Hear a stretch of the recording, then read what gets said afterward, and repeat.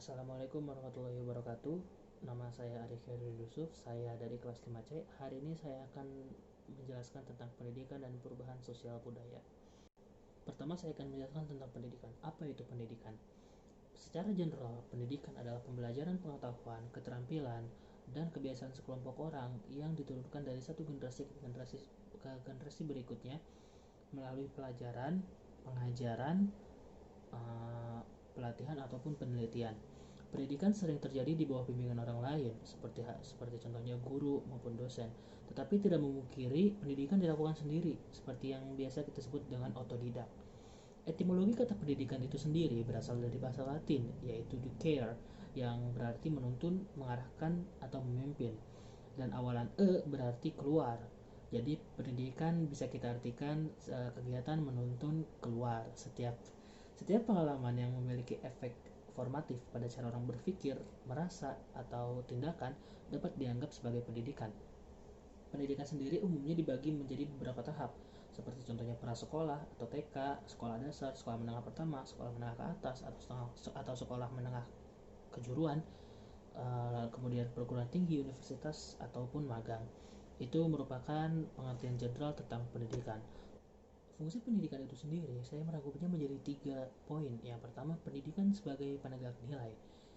Artinya pendidikan memiliki peran yang penting untuk menjaga nilai-nilai dalam masyarakat. Di poin kedua, pendidikan sebagai pengembang masyarakat. Pendidikan sebagai pengembang masyarakat artinya pendidikan berperan dalam meningkatkan mutu dan kualitas ilmu dalam bermasyarakat. Kita hidup bermasyarakat, tentu kita harus mengetahui bagaimana cara bermasyarakat yang baik dan benar. Di dunia pendidikan, tentu kita mempelajari tentang hal-hal tersebut, tentang ilmu bermasyarakat. Seperti contohnya dalam mata pelajaran sosiologi, kita mempelajari bagaimana cara kita bersikap di masyarakat, bagaimana cara kita menyikapi masyarakat itu sendiri, bagaimana cara kita beradaptasi dengan masyarakat itu sendiri. Dengan mempelajari hal tersebut, kita dapat meningkatkan mutu dan kualitas kita dalam bermasyarakat. Selanjutnya di poin ketiga, yang merupakan poin yang sangat penting menurut saya, yaitu pendidikan sebagai upaya mengembangkan potensi manusia. Artinya pendidikan berperan untuk menciptakan generasi penerus bangsa yang tentunya berbudi luhur. Hal ini sungguh sangat penting karena di dunia pendidikan itu sendiri kita dituntut untuk mengembangkan potensi kita sebagai manusia, potensi apa yang kita miliki. Selanjutnya, sosial budaya. Apa itu sosial budaya? Saya akan menjelaskannya sedikit secara general. Secara general, sosial budaya terdiri dari dua kata, sosial dan budaya. Sosial berarti segala sesuatu yang berhubungan dengan masyarakat sekitar, sedangkan budaya berasal dari kata bodhya yang artinya pikiran dan akal budi. Budaya juga diartikan sebagai segala hal yang dibuat manusia berdasarkan pikiran dan akal budinya yang mengandung cinta dan rasa. Jadi kesimpulannya, sosial budaya merupakan segala hal yang diciptakan manusia dengan pikiran dan budinya dalam kehidupan bermasyarakat. Fungsi dari sosial budaya. Fungsi sistem sosial budaya adalah untuk menata dan menetapkan tindakan serta tingkah laku masyarakat.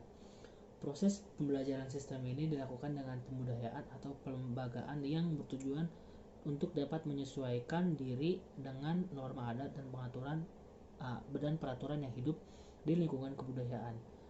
Proses pembelajaran sosial budaya itu sendiri dilakukan dari kecil di lingkungan keluarga, lingkungan luar rumah, dan lingkungan selanjutnya.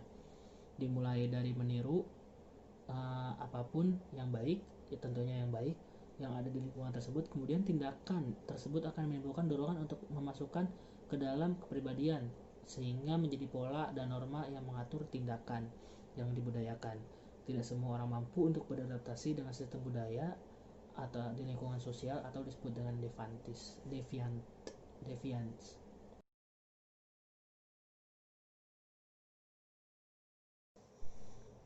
Dampak positif. Sisi positif dari sebuah perubahan sosial bagi pendidikan adalah dapat meningkatnya taraf pendidikan dalam kehidupan masyarakat sehingga dapat menghasilkan manusia yang siap menghadapi perubahan sosial tersebut. Karena perubahan sosial saat ini sedang kencang-kencangnya, ditambah lagi atau dibarengi dengan berkembangnya teknologi, berkembangnya teknologi, globalisasi itu menambah cepat perubahan sosial yang terjadi saat ini. Sedangkan sisi negatif dari suatu perubahan sosial terhadap pendidikan adalah ketidaksiapan pendidikan atau manajemen pendidikan menerima perubahan yang begitu drastis.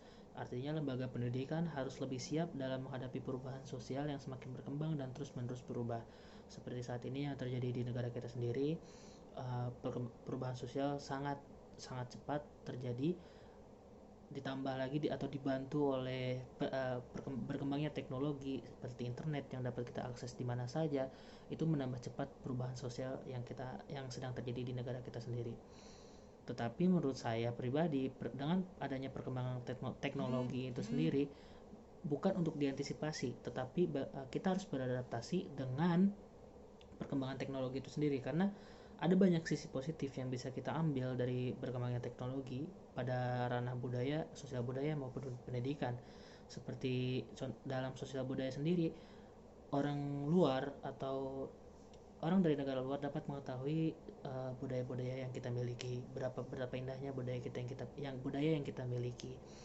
Lalu dalam ranah pendidikan sendiri, kita bisa belajar bagaimana cara mendidik dengan baik, kurikulum yang bagus seperti apa, sekolah yang baik itu seperti apa, bagaimana cara menjadi guru yang baik. Kita dapat mempelajari dari negara luar. Dengan adanya teknologi, semua itu akan menjadi lebih mudah untuk tujuannya untuk memajukan bangsa-bangsa kita sendiri. Mungkin sekian dari saya, kurang lebihnya mohon maaf. Assalamualaikum warahmatullahi wabarakatuh.